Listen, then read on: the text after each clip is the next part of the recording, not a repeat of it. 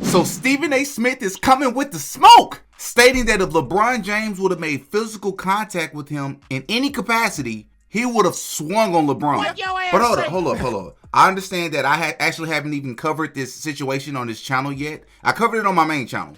But since I've started this channel, I haven't actually covered the situation. Bronny James, obviously the son of LeBron James, played the 2023-2024 season in college at USC, where he played 25 games, averaged 4.8 points per game, 2.8 rebounds per game, 2.1 assists per game, on 36% shooting from the field, 26.7% shooting from three-point range, and 67% shooting from the free throw. Abysmal. We can all recognize that. But I want to remind everybody that Bronny James suffered cardiac arrest on July 24, 2023 during a practice session at USC. Nonetheless, Bronny James was still selected as the 55th pick overall by the Los Angeles Lakers in the 2024 NBA draft, where Bronny James has played 22 games, averaged 2.3 points per game, 0.6 rebounds per game, and 0.6 assists per game on 32% shooting from the field. But I will say that Bronny James just recently had a game where he scored 17 points against the Bucks. So I want to say congratulations to Bronny on that, because it seems like he's finally catching his stride a little bit. But nonetheless, Bronny has been receiving a lot of backlash throughout the season from a lot of media, and Stephen A. Smith has been one of those people. And at some point, Stephen A. Smith went on national television and actually pleaded with LeBron from a father's perspective, from a parent perspective, to stop doing this to his son, because this is making Bronny look even worse than what he is. I am pleading with LeBron James as a father. Stop this. Stop this. And of course, and as we all know, Stephen A. Smith went to a Lakers game a couple of weeks ago. LeBron James saw that he was there, addressed him, had some words for him. Stephen A. Smith came back onto ESPN the very next day and said that he wasn't going to talk about it. But when he woke up the next morning, it was all over media. He had a whole bunch of text messages, and his bosses at ESPN was like, well, you got to talk about it now. Well, LeBron James just went on to, I believe it's the Pat McAfee show on ESPN, and had this to say. Which leads obviously to you and Stephen A. Hey, legit, that feels like a moment that had been brewing for a long time. He's like on a Taylor Swift tour run right now. Oh yeah, yeah, we're watching it. Yep. We're all seeing it. Oh yeah, you're seeing it as well. He literally, it started off with, I didn't want to address it. Yeah, sure. I didn't want to address it. I wasn't going to address it, but since the video came out, I feel the need to address it. Yeah, on fire. You would be not to talk about it. Are you kidding me? If there's one person that couldn't wait to the video to drop so you could address it, it's your ass. Like seriously, it's, and like another, he completely like missed the whole point. The whole point. Never would I ever not allow people to talk about the sport, criticize players about what they do on the court. That is your job, to criticize or to, be in a position where, okay, if a guy's not performing, that is all part of the game. That's all part of the game. But when you take it and you get personal with it, it's my job to not only protect my damn household, but protect the players. Now, I'm going to say just flat out, like, I actually agree with LeBron. I think Stephen A. Smith is just lying about the fact that he wasn't going to talk about it, because let's face it. First of all, you not only have ESPN, but you also have your own personal Stephen A. Smith show. And let's just face it, if you use LeBron James's name in pretty much any capacity, basketball or non-basketball, if you say LeBron James's names, you're going to get people's attention. You're going to make people click. And at the end of the day, it's about getting clicks. That's what we're in this for, right? That's how we pay our bills. So I actually agree with LeBron from that perspective. And so Stephen A. Smith had a lot to say and said that if LeBron James touched him in any capacity, he would have swung on LeBron. But he did admit that if he did that, he was going to get his butt kicked. You want this to be a reincarnation of Chris Rock and Will Smith? And let me state for the record that while we bring up that, let me assure you it wouldn't have gone down like that. I would have gotten my ass kicked. Because had that man put his hands on me, I would have immediately swung on him.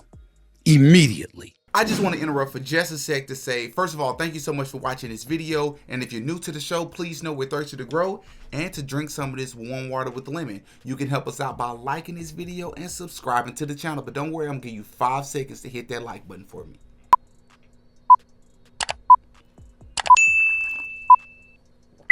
Thank you. Please follow us on our other socials as well. Thank you for your support. A lot of people actually don't know that LeBron James actually teased Stephen A. Smith for saying this, posted on his Instagram this infamous video of Stephen A. Smith boxing. Clean up that cup more. Raise him up. Yeah, make it more free. Yeah, push.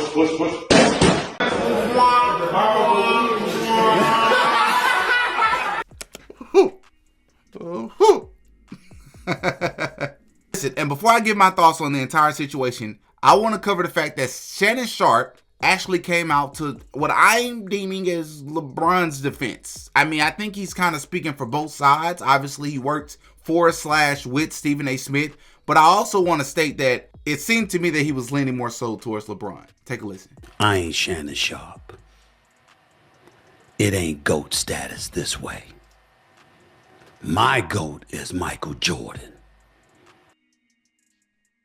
Hey. Me, I wish Stephen A. would just left it alone. Once he addressed it, once it happened. The first time. Address it. This is what happened. He came over to me, said what he said. I want to address it now, and I'm going to be done with it. Right. Because as my grandma used to say, boy, stirring up old ish, it still smells. So every time Stephen A. talks about it, it stirs it up again. Yeah. And look, I see both sides. I see both sides of the equation.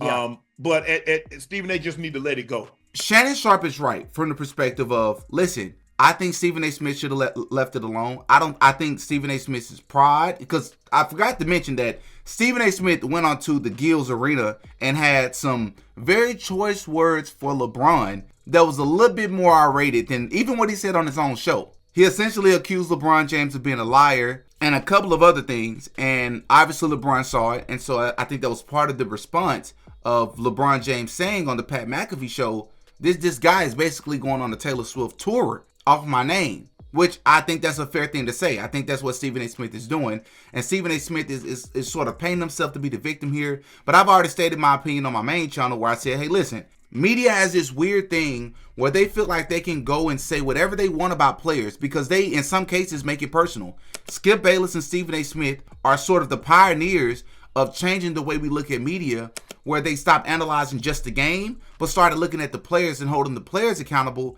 in ways in which they don't even hold the organizations accountable. So they're able to say whatever they want, but they're also supposed to be able to go into these locker rooms and show up courtside and be cordial with these players. Supposed to be cordial with them. They ain't got to be best friends, but they should be respectful. It's sort of a weird energy on the outside looking in, but LeBron James said himself that it's a weird energy. Why do you want to be the face of a league when all the people that that cover our game and talk about our game on a day-to-day basis on everybody? I mean, Channing Frye said it the other day too. Like, nobody celebrates these new people, so why would anybody want to be the face of this league? You're gonna get shitted on every network for not being somebody from 40 years ago. And said he don't want it. Obviously I didn't ask for it, but I knew there was a responsibility for me, not only to my family, my friends, my community, and whoever that was going to follow my journey throughout my career. It's just weird.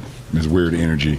So that confirmed it for me. Shannon Sharpe and LeBron's relationship is a bit weird to me. It reminds me a little bit of DJ Academics and Drake's relationship, from the sense of everybody looks at DJ Academics as sort of a Drake operative or whatever you call it. Like he's undercover working for Drake. Like the OVO sweatshop or the OVO team is paying DJ Academics to boost Drake up and change the perception and the public narrative about Drake. And I feel like Shannon Sharpe has been that person as well. But I don't know, when I see stuff like this where LeBron James chooses to come out and be interviewed when he rarely ever goes and gets interviewed by exterior platforms. Obviously, he'll go onto his own platform, but he don't go through Shannon Sharpe. Why would you not give arguably the biggest LeBron advocate in sports media a platform? And I'm not making this about race, but I'm just saying I just find it weird that you wouldn't give the biggest LeBron advocate in sports media the platform to be able to say these things. I don't know if you think it'll get tricky because he worked with Stephen A.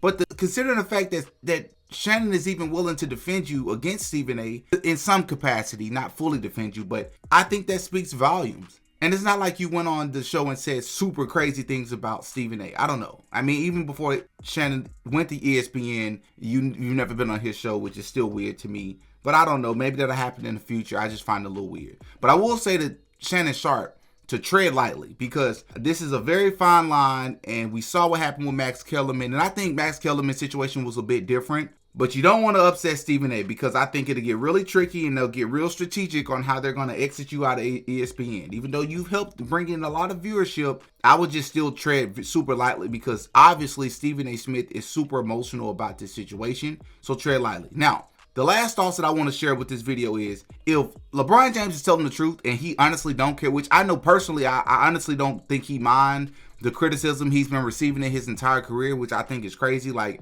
you have what I deem to be the second greatest player of all time, who's not above criticism.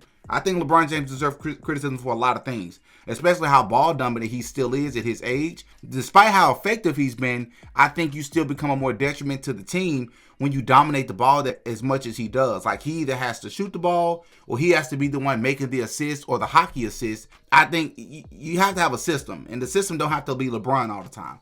But I digress. LeBron James has received a lot of criticism in his career, and I think he's handled it well for the most part. So if he's saying that he understands it, that he don't mind people criticizing the game when it comes to Bronny, it's when people step outside of it and get personal, then I stand with what LeBron is saying, and I'm with it. I get it from a parental perspective. But LeBron James, if you lying and you really feel away because people saying your son is trash, or they saying they don't like his game, they saying he's a product of nepotism, which is true. But if Bronny James proves himself, regardless if he got there by nepotism, DEI, or CEI, CIA, KFC, OKC, it doesn't matter. If he proves himself, he proves himself, and he's qualified, right? Either you qualified or you're not. So I don't know if he's telling the truth or not. Stephen A. Smith says that he's lying. We'll see. I don't think this is going to stop, because Stephen A. Smith recognizes that this gets him views. He can build his brand and continue to build his platform off of the back and forth. I get it, but I don't really see how it's beneficial for either one of them to even continue this. So I hope they squash this, they dead it, because I really don't see the point of this at this particular point in time. Right? Y'all up in the comment section, y'all give me your thoughts. Let me know what y'all think, how y'all feel about the situation. I'd love to know. I'm Demetrius. I go by DD. That's all for this one, man. Until next time. Peace. Oh yeah, DD got a podcast.